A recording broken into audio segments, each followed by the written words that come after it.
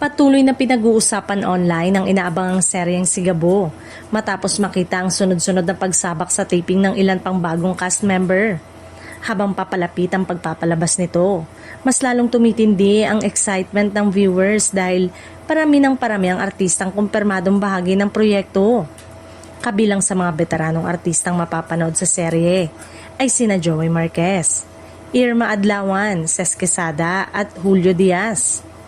Dahil sa kanilang matitinding karanasan sa pag-arte, marami ang naniniwalang mas magiging makulay, mabigat at emosyonal ang mga eksenang kanilang pagbibidahan.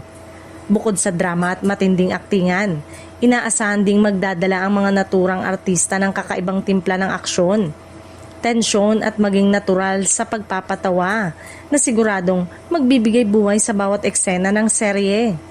Dahil dito, lalong umiingay ang usap-usapan tungkol sa kung ano ang kalaking magiging pasabog ng proyekto sa oras na ito ay mapanood na ng publiko.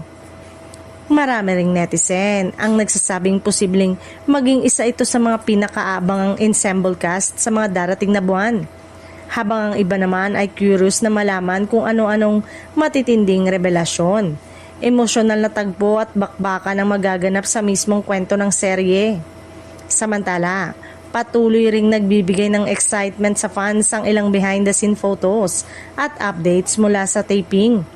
Sa bawat lumalabas na larawan at balita, mas lalo pang nadaragdagan ang pananabik ng supporters na makita ang kabuuang proyekto sa telebisyon o online platform. Sa ngayon, lalong umiinit ang anticipation para sa CCM Sigabo habang mas dumarami pa ang artistang mapapabilang sa cast nito.